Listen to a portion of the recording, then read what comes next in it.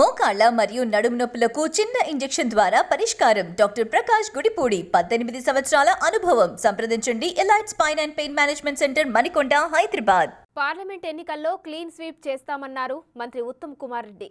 కృష్ణా జలాలపై మాట్లాడే నైతిక హక్కు కేసీఆర్ కుటుంబానికి లేదు అని అన్నారు. కాళేశ్వరంపై విచారణ జరుగుతుందన్నారు. ప్రాజెక్టుల అవినీతిపై అసెంబ్లీలో ప్రస్తావిస్తామన్నారు.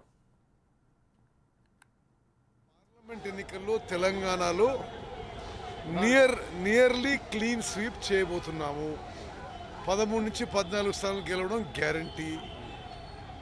టీఆర్ఎస్ పార్టీ, బీఆర్ఎస్ పార్టీ ఈ పార్లమెంట్ ఎలక్షన్స్లో వీఆర్ఎస్ తీసుకోబోతుంది. వాళ్ళకి వచ్చే సీట్లు 0. సో మేము గెలవబోతున్నాం. భారీ సంఖ్యలో అప్లికేషన్స్ వచ్చాయి. వాడు ఎట్లా ప్రాసెస్ చేయాలి, ఎట్లా షార్ట్ లిస్ట్ చేయాలి, ఏం ప్రాసెస్ ప్రొసీజర్ చేయాలనేది చర్చ జరిగింది. విన్నబిలిటీ అండ్ సోషల్ జస్టిస్ అనే ఫ్యాక్టర్స్తో టికెట్ల ఎంపిక ప్రక్రియ జరుగుతుంది. ఈ Pradesh election committee and screening committee short list చేస్తాయి. ప్రతి పార్లమెంట్ కాన్స్టిట్యున్సీకి నుంచి 1, 2, 3 సెంట్రల్ ఎలక్షన్ కమిటీకి పోతుంది. సెంట్రల్ ఎలక్షన్ కమిటీ ఫైనలైజ్ చేస్తుంది. కొంత ప్రక్రియ ముందుకు పోయింది అనే విషయం అని చెప్పాలి.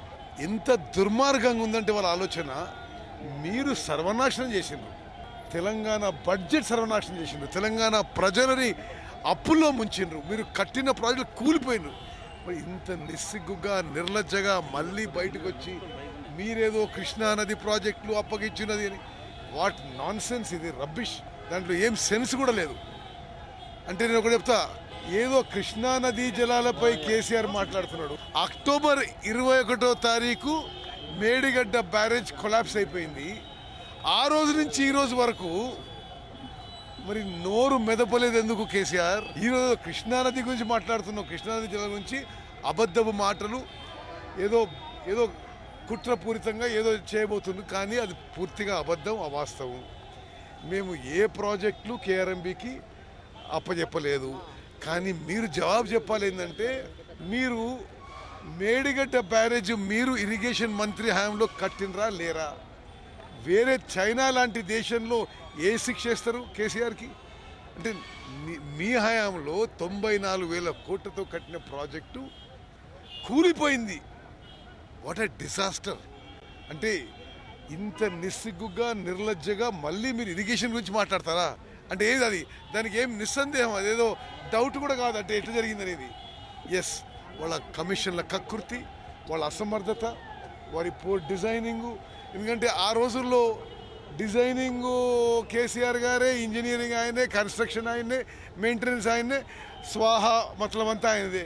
ఏది చట్టపరంగా ఉంటే చట్టపరంగా చర్యలు తీసుకుంటాం. ఇప్పుడు విజిలెన్స్ రిపోర్ట్ ఇచ్చింది. విజిలెన్స్ రిపోర్టు పూర్తిగా గతంలో ఇరిగేషన్ శాఖలో మరి కింది నుంచి పై వరకు వాళ్ళ అసమర్థత, నిర్లక్ష్యం వల్లనే ఈ ప్రమాదం జరిగింది అని ఉన్నది. అది శాసనసభలో కూడా టేబుల్ చేయబోతున్నాము. శాసనసభలో అన్ని విధాలుగా చర్చలు పెడతాం.